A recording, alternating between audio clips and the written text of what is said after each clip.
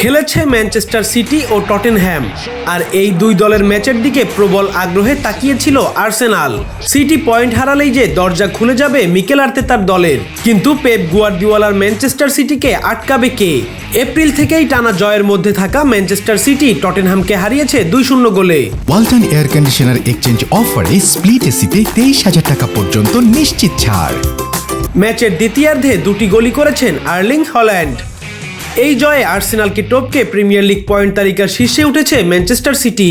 19 November West হ্যামকে হারালেই টানা চতুর্থ league শিরোপা জিতবে সিটিজেনরা। আর্সেনালের সুযোগ থাকবে শুধু সিটি পয়েন্ট খোয়ালে।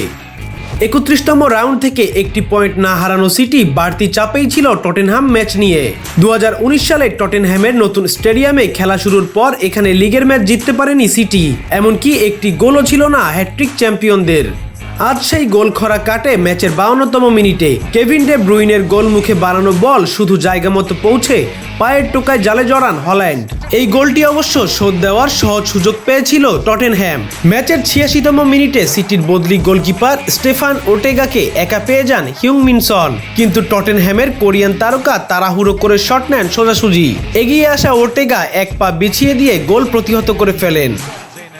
নির্ধারিত সময়ের শেষ মিনিটে জেরেমি দোকু ডি বক্সে ফাউলের শিকার হলে পেনাল্টি পায় সিটি, আর সফল স্পট কিকে সব অনিশ্চয়তার ইতি টেনে দেন হল্যান্ড।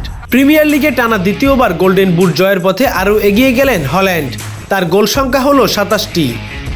আগের দিন গুয়ার্দিওলাও বলেছিলেন শিরোপা জিততে হলে টটেনহ্যামের মাঠে জিততেই হবে, নয়তো চ্যাম্পিয়ন হয়ে যাবে আর্সেনাল। সেই লক্ষ্যে দারুণভাবেই এগিয়ে গেল তারা। প্রথম ক্লাব হিসেবে টানা 4বার প্রিমিয়ার লিগ জয়ের স্বপ্নে বিভোর দলটি শেষ রাউন্ডে খেলবে ওয়েস্ট হ্যামের বিপক্ষে।